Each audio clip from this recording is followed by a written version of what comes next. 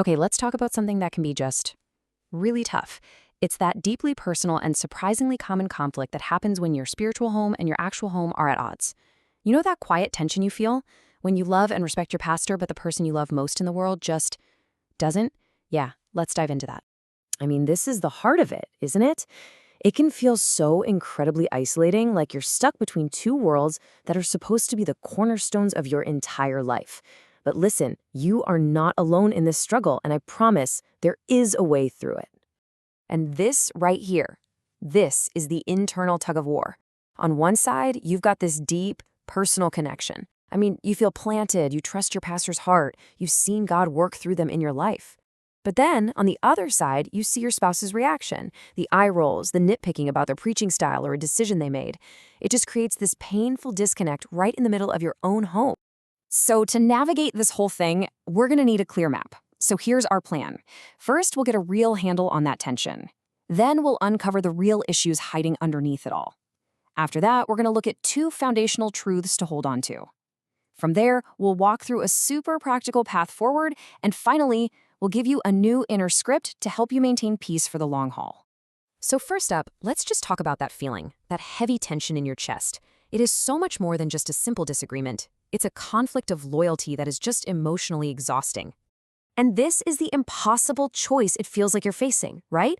These are the questions that can literally keep you up at night. It feels like this zero-sum game where no matter who you support, you feel like you're betraying someone absolutely crucial to your life. The weight of that is just immense. Okay, so to solve a problem, you first have to really understand it. What is actually happening beneath the surface here? Because this isn't just about someone's personal taste, there are some deeper fault lines at play. These are really the four key fault lines. You've got that loyalty clash, spiritual authority versus your marriage covenant. You've got different personal experiences. Maybe you had a powerful, life-changing moment with your pastor that your spouse just didn't see or feel. There could be an unprocessed, specific hurt that your spouse is carrying. And, there's that fear, that little worry that your spouse's negativity might start to infect your own heart.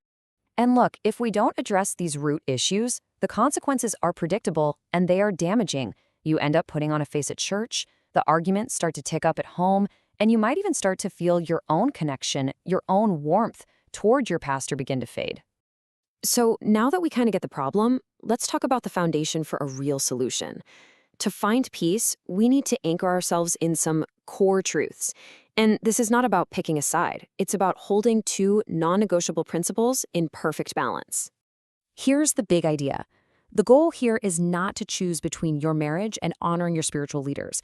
The goal is integration. You are actually called to walk in both, and Scripture shows us how to do it. So the first anchor is this. Honor in marriage is paramount. Your covenant with your spouse is your first and your primary human covenant. This isn't a suggestion. It's a non-negotiable command that really forms the bedrock of a healthy home. And then the second anchor is that honor for spiritual authority is also commanded. These leaders are tasked with watching over our souls. So you see, we have two really clear directives. Honor your spouse and honor your spiritual leaders. The real challenge is figuring out how to live them both out at the same time. So, how in the world do we do that? Let's get really practical. We're going to walk through a 5-step playbook that's going to help you move from theory to action, fostering both unity at home and honor in the church. So here's the roadmap. We start by listening, like really listening. Then we guard our own heart.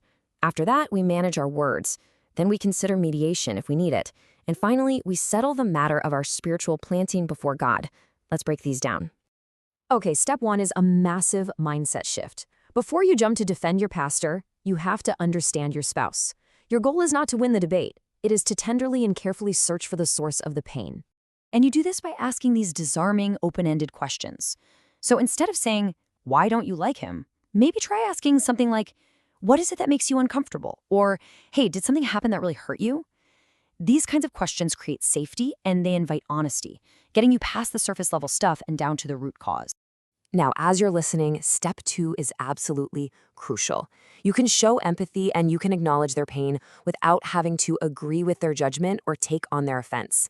You can say something like, "Wow, I hear that and I am so sorry you experienced that," while still holding on to your own positive experience.